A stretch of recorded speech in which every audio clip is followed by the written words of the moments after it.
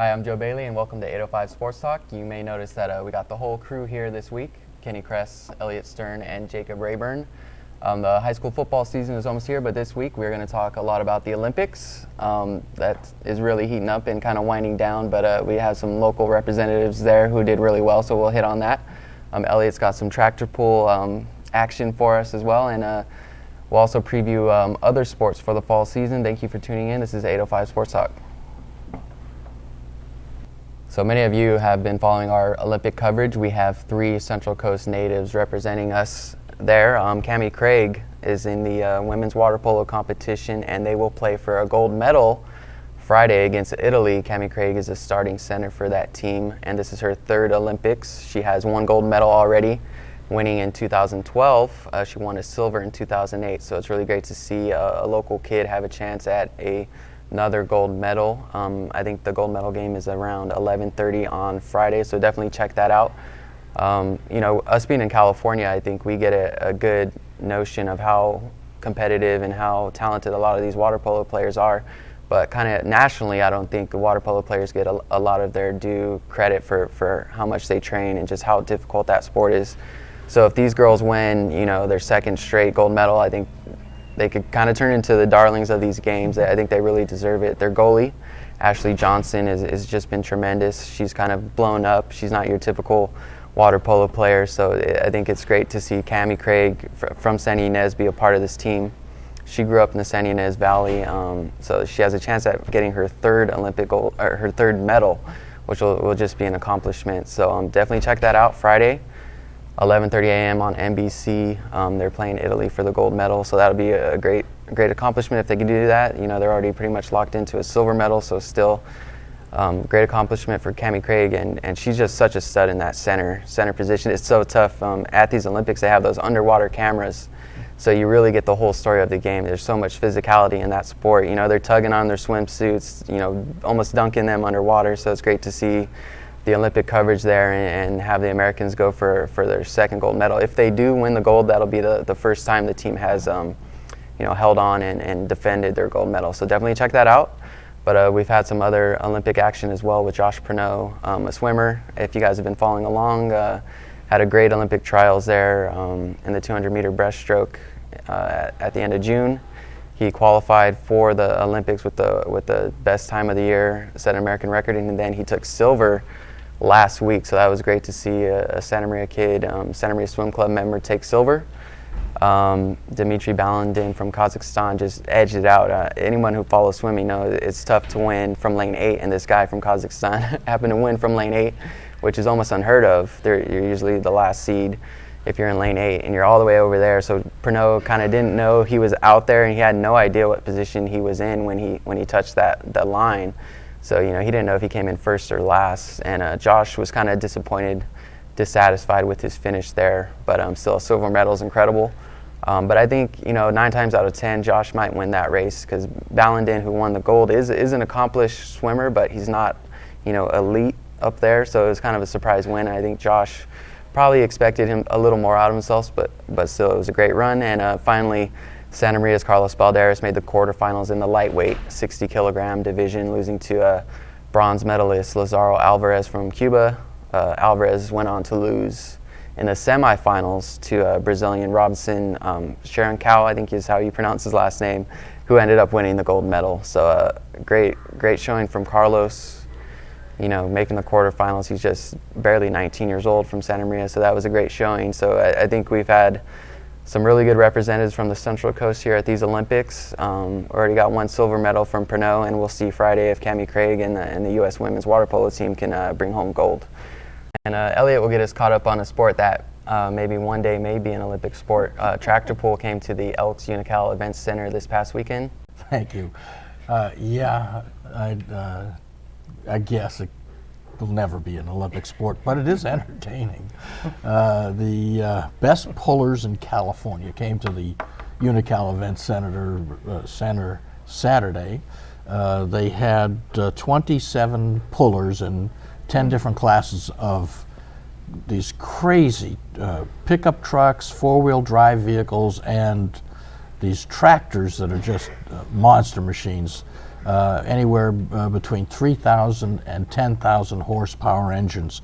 Cal Poly, our local university just up the road, was well represented. There was one class, the 7,200 pound class. That's 7,200 pounds for the truck and the driver. Everything has to be weighed before the event. That had 4 entries, and all 4 of them had San Luis Obispo roots, and 2 of them were Cal Poly tractors that were built by Cal Poly under the direction of their professor, Mark Zahns. And Mark Zahns had his own tractor in the tractor pull, and it's amazing how the Central Coast is involved in this unique sport. There was one, a full pull is 300 feet, and what they do is they have these tractors hooked up to a weight transfer sled, and as the tractors are moving down this track, the weight transfers from the back to the front of the sled, which puts an extra pressure on the back of the vehicle and eventually shuts them down. Only 2 of them made a full 300-foot pull. One of them actually went 309 feet. And that was Jeremy Correa and his Get Her Done. Now, he's from Tulare, but his engine is actually built here in Santa Maria. Now, we have a very famous guy here in Santa Maria, Alan Johnson, who is not only a 15-time National Hot Rod Association champion, but he builds a lot of the engines that are seen in the top fuel dragsters and the funny cars on the NHRA circuit. Well, he also builds engines for screwy things like this. Correa had 4 8-cylinder engines married together. It creates a roar when it's going through the arena, and he pulled that sled right out of the arena. It was extremely entertaining, and we got to catch up with all these guys. It was a lot of fun, and we're going to take a look. We've got a little video. We're going to start with watching Black Magic. It's called Black Magic because it looks black, but it's actually green. Here we go. David Vela. Justin Rivera.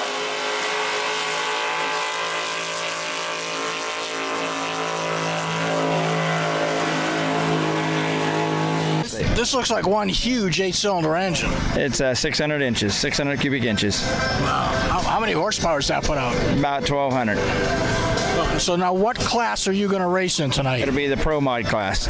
Pro Mod? Pro Mod, yes. Okay. So that's a professional modified tractor? It's the biggest class in the 4x4 class. Wow.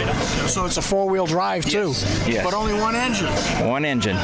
Okay, so you got this tiny little fuel tank up front. How much does that hold? Well, I have 5 gallons of race fuel, and I have 5 gallons of water because I have a radiator on this truck. And will you use that 5 gallons in one run? No, I use about 1.5 gallons. Oh, so it's not that bad? Yeah. Okay, so do you know how much weight you're going to be pulling tonight? I'm not for sure. It's anywhere from probably 60,000 pounds that we'll be pulling. Now, what do you have in the way of engines in this? Do you have two? 2 helicopter engines. They're shaft turbines. The Marine Corps used them in the Huey gunships and some of the CH-46s. And I spent my time in Huey gunships. So now you've taken that and converted it into a sport. Yes, yes. So how much fun are you having? You know, it's a 15-second adrenaline rush. I'm 67 years old, and I can't be having any more fun than I'm having at these polls. It's a kick in the pants. How much horsepower do these helicopters? Around 3,000 horsepower between the 2 engines. Really? And how hard is it to sync them up so they work like in unison? Well, the shaft turbines, there's it's just air blowing past some fins in the power turbine. So I have a driveline brake that I push, and that stops the power turbine. The air just blows by it. Then I put it in gear, I let that go, and then I can drive out on the track. I stop it again, put it in reverse, back up to the sled, and same thing. Stop them, put it in first gear, or whatever gear I decide to pick. Tighten the chains, you'll see them do that. And then I'll wait for the flagman on this end. Once I get the green flag to wave at me, then I push the throttles down and away we go.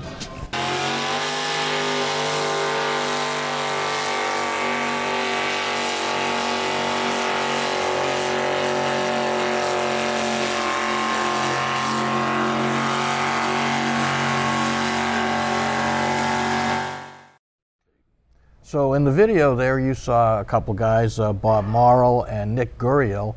Guriel's a Vietnam veteran who flew in helicopter gunships during Vietnam, and you saw his tractor there too.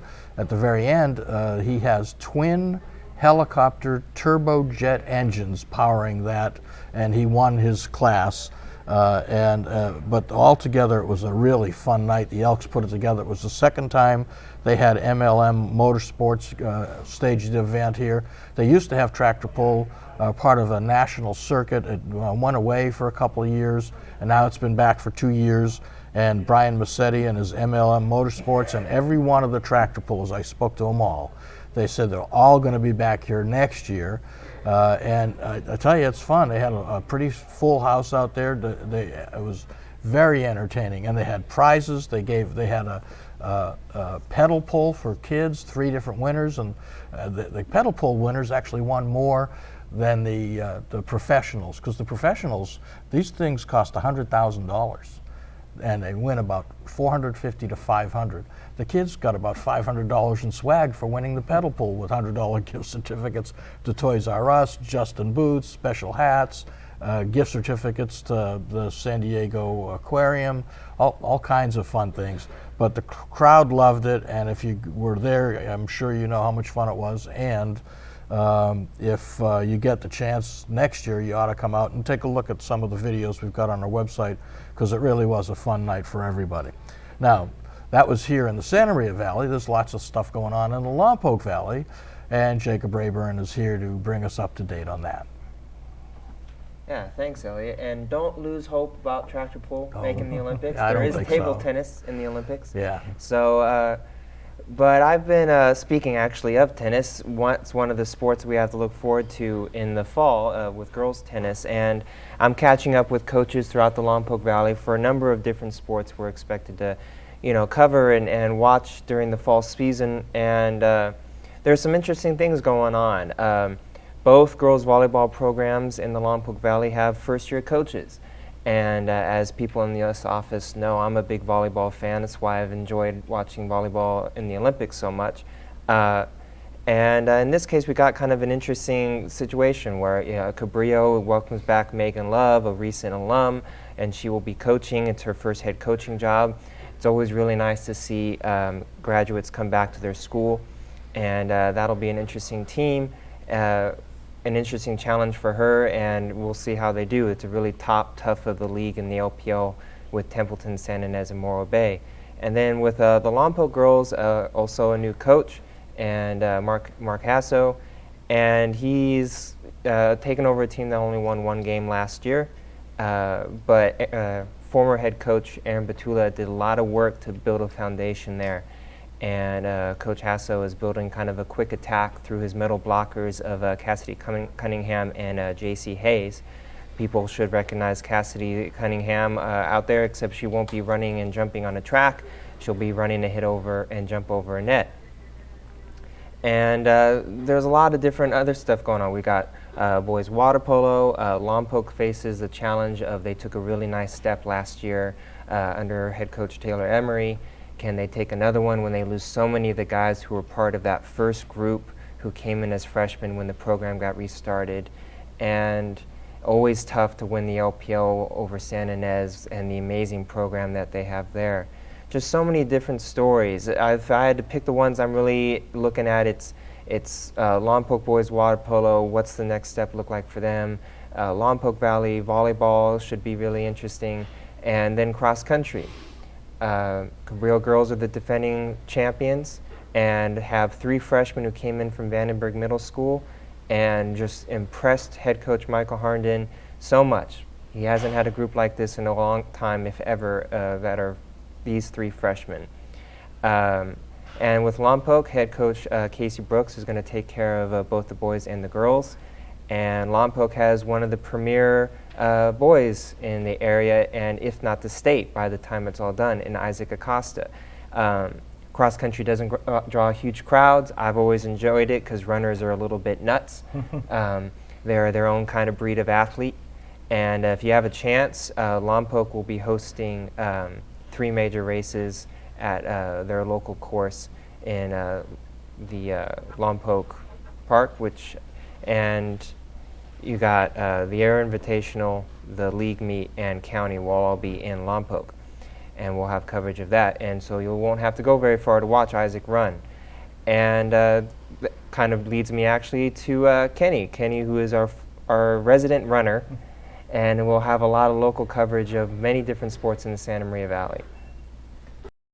Yes, and some of those teams are starting very early. The York Academy volleyball team will already have a game on next Tuesday. Some teams are starting play very early in the season. They're starting play next week. Righetti's boys water polo team, they really took a graduation hit. The two-time Division IV champions did, but they always seem to find a way to get in the mix. I know they have a tall order now since they've moved up to Division I, but Kyle Schaefer and Rob Knight always seem to find a way to get their guys competitive and have deep season runs. Brian Tamuka's Righetti's girls golf team also is perennially contends for a league title. They're about to go into action soon. Joseph Dominguez Jr. had a very good year as a freshman last year. He actually led the St. Joseph cross country team. They will be in action soon. A nice highlight about the St. Joseph cross country team, I have heard that they have been picking up shelter dogs for some of their training runs, and they are still doing that. So I hope to have more on that soon. With that, the fall season is about to kick into gear. I find it a little hard to believe that the first football game of the season is going to be a week from Friday. And with that, I think we can go. I think Olympics is still on all of our minds. It's still going on. With that, I think we're set to talk some Olympics. So earlier talking about the Olympics, I'm sure most of you guys know how I feel about how the locals did, but I'm kind of interested to get your guys' thoughts on it. Jacob, you've been following along. We've had some Central Coast representatives there. How do you think they fared? Josh Pernot getting the silver, Carlos Balderas making the quarterfinals, and Cammie Craig locking up at least a silver there in Rio. Yeah, all three of them offer kind of, interesting takes and perspective on the Olympic experience in a way. Craig with water polo, that is such an underappreciated physical sport. It does not have huge national acclaim in this country, but the U.S. program is so top-notch, but it's not like men's basketball or women's basketball where we're the only game in town. There is incredibly tough international competition. So that's incredibly impressive. Josh Pernot winning a silver that's just incredible to me, and I understand him being a little bit, disappointed, especially the out of the blue winner of that race. I personally am not a believer in the old Olympic saying that you don't win the silver, you lose the gold. I don't like that approach to it. This is something you get to do once every 4 years. Smile, be happy. He did an amazing job, and he pulled together a bunch of young kids watching him swim in Santa Maria. We covered that. You guys did a great job of showing that, of what Santa Maria kids appreciated watching Josh swim.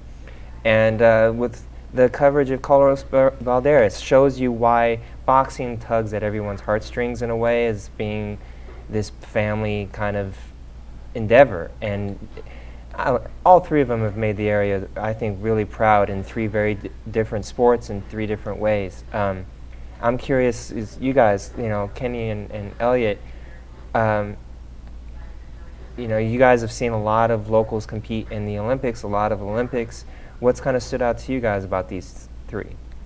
Well, Cammie Craig is going to get another medal, so that's always interesting. And we root for the local kids to do well, either on the Little League level all the way up to the pros and the Olympics. On Wednesday, the Olympics tossed out a bunch of boxing referees and judges, and they, of course, typical Olympic fashion, they wouldn't say who they were, what bouts were involved. But I didn't think Balderas lost his fight 3-0. Those guys gave it a unanimous decision to the guy that went on and won the gold. Now, I'm not necessarily thinking Balderas won that fight, but I sure thought he won the first round. And I've watched a lot of boxing over the years, and all across this country. And I saw Tommy Hearns fight as a 16-year-old before he became Tommy the Hitman Hearns. And he was a kid just like Carlos Balderas, trying to get up in the ranks of boxing. And I've judged boxing, I've seen it, and I just didn't see how he lost that first round. Second round, it was close. Third round, I don't think he won it. So I could see him losing 2-1, although I could see him winning 2-1. And since they won't say, was the judge or referee in his fight one of the ones they kicked out, but they kicked out a whole bunch. But still, 19-year-old kid on that international stage, I think he acquitted himself well. And unlike some Olympians that we've seen, he was a true sportsman.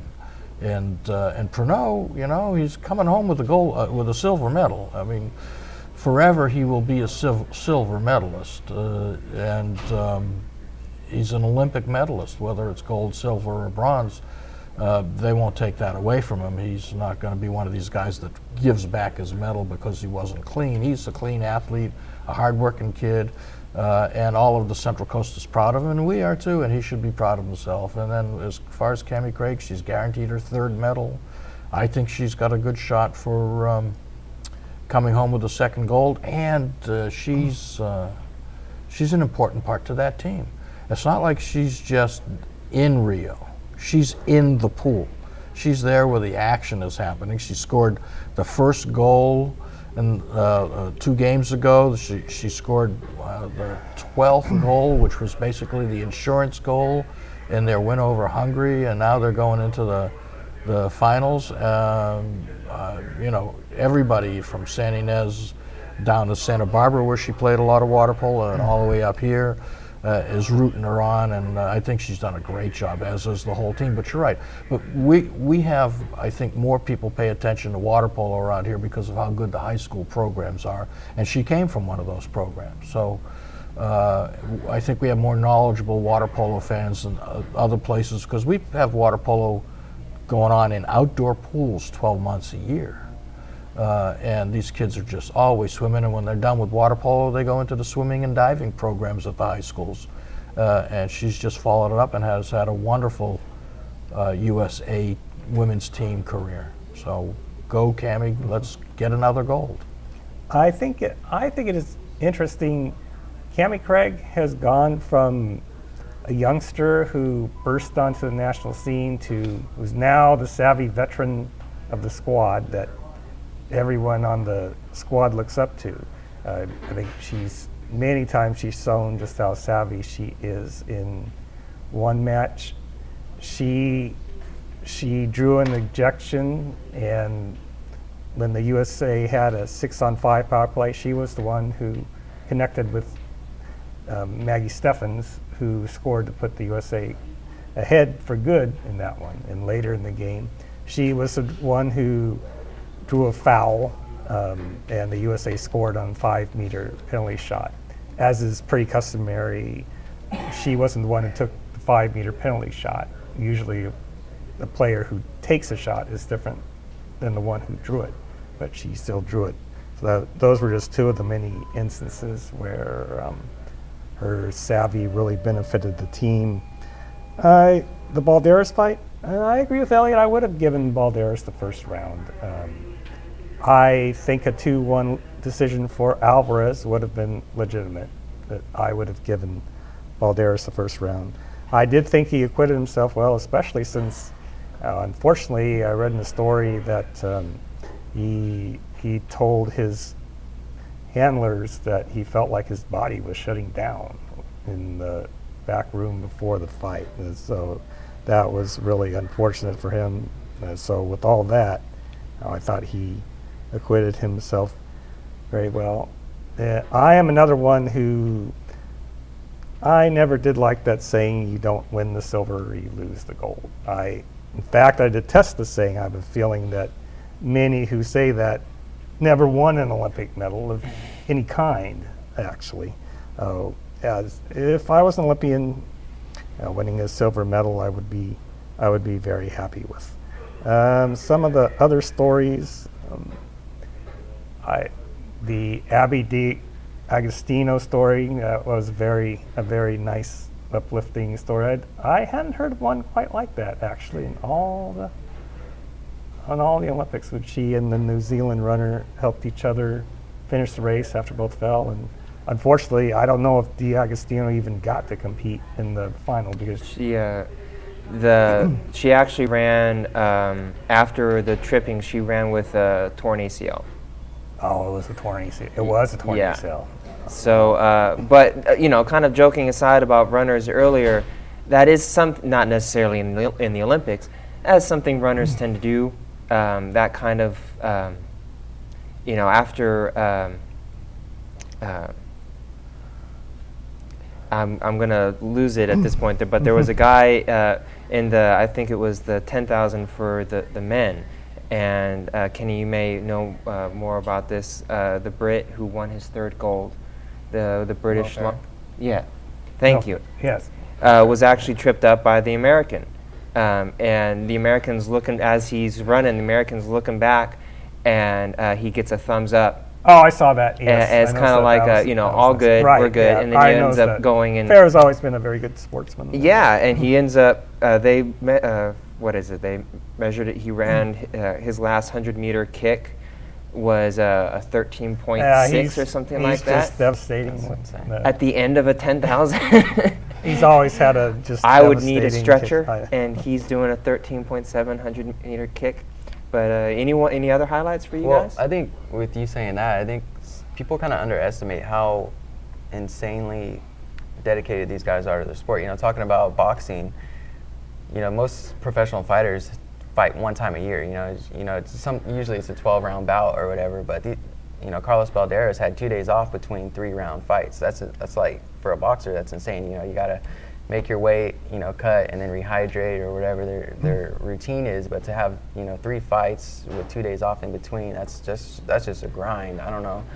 I'm not sure how anyone does it. I don't know how anyone does that. Yeah, and they do it in other sports like taekwondo and judo and the wrestling. They just have to come back and do it again the next day or maybe 2 days later. And not only the dedication, but the conditioning and you got the basketball players, the latest version of the dream team. They're all making $100 million, the men, and their women end up playing overseas to make good money, but they're all at least making a living.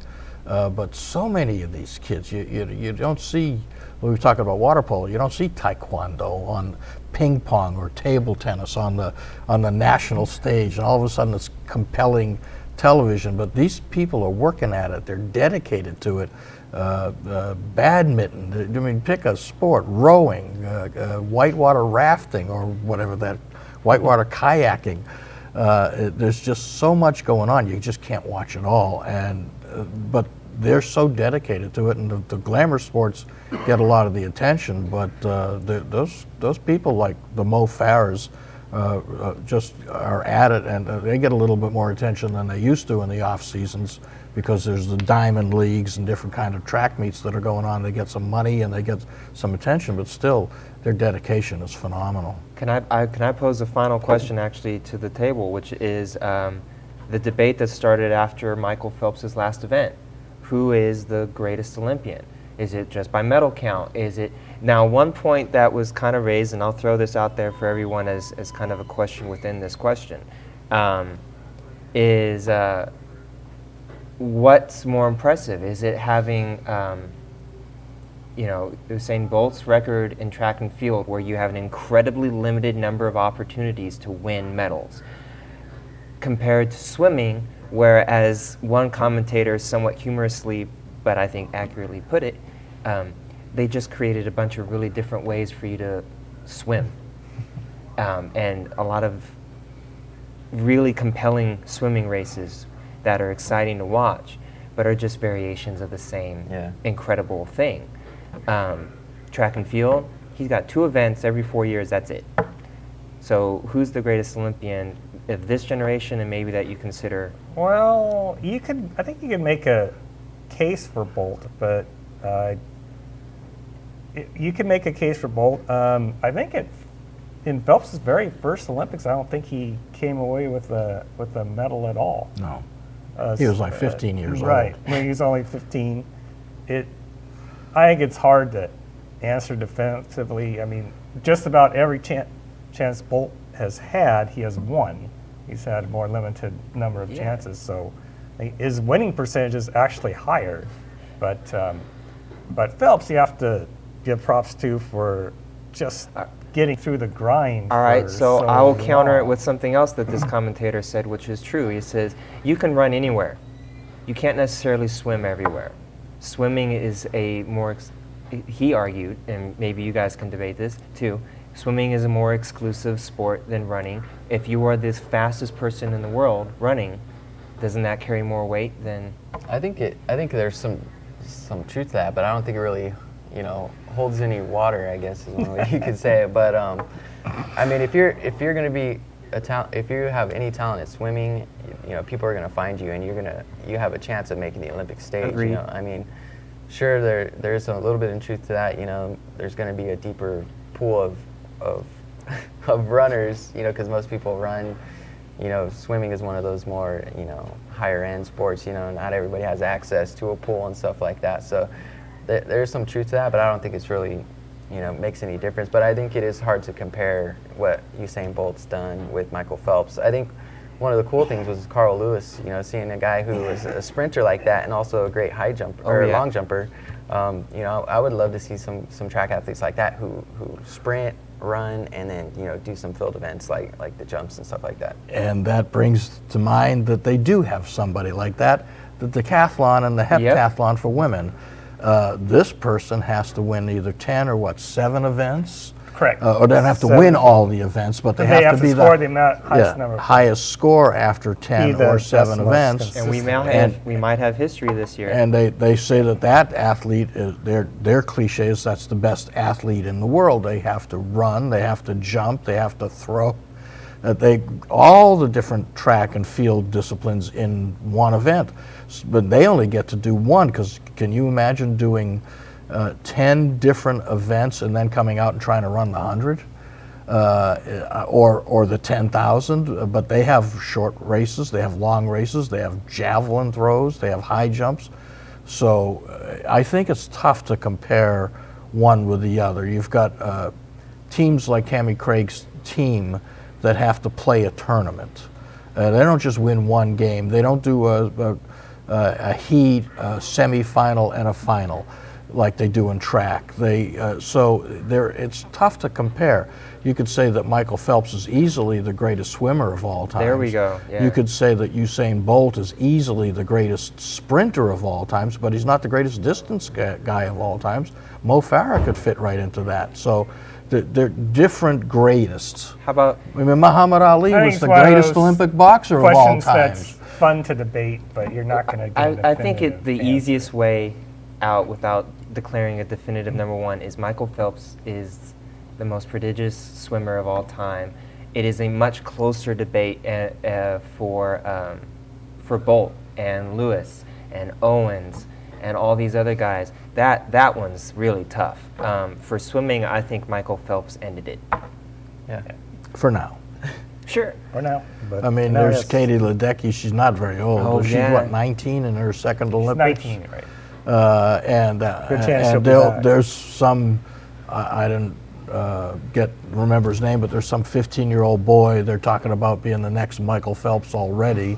And Michael Phelps has just gotten out of the pool, and they're talking about the next Michael Phelps. So for now, but like you say, Jesse Owens was the greatest ever, and yet we leave him out of the mix. And that's one thing is you can't forget the historical figures in all of the different sports. And of course, we didn't even talk about the Winter Olympics. Some of those people could be the greatest athletes of all time too. But that's 2 years from now. So Yeah, we'll save that for later. That's all we got for this week. Thank you guys for tuning in. Next week's show will definitely be focused on the high school football season starting up. But until then, this weekend we also will publish our football special section in Saturday's Santa Maria Times, so be sure to check that out. 24 pages of previews of all the area high school football teams and Hancock College. We work really hard on that, and it's a lot of fun to put together. So if you want to be an informed football fan this season, make sure to pick that up on Saturday in the Santa Maria Times, and then on the 24th in the Lompoc Record and the 25th in the San Ynez Valley. Keep an eye out for that. Definitely has a lot of good info and kind of gives you some insight on what to expect this high school football season and for Hancock College football as well. Thank you guys for tuning in. Well, we're also gearing up our high school football game of the week. We're going back and forth on our schedule. We had it set, then we reset it, so we will have it set fairly soon, but we will be bringing you the high school football game of the week every Friday night, beginning August 26th, so it's just a week away. And we're bringing back our Pro Football Picks contest. So we're going to all pick on a computer online, and we're going to go against each other, but you can be part of it too. It's going to have a section for anybody that just wants to sign up, no cost, and there's going to be a season champion, gets some prize that we're still working on, but there will be a prize for the season champion, and we're going to have a celebrity guest every week picking against us and against you, and we'll have a celebrity champion at the end of the season. So our internet guru, Braxton Carroll, is putting together all that right now, so that it'll be ready when the pro football season, it'll be ready for us and for you. So please go to SantaMariaTimes.com and sign up for that. As soon as it's ready, we'll let you know. But that's going to do it for us this week. So for all of us, thank you for being with us. We'll see you next week. Let's go high school football, and we'll see you then. All right, next Friday. Until then, thanks for joining us, and goodbye.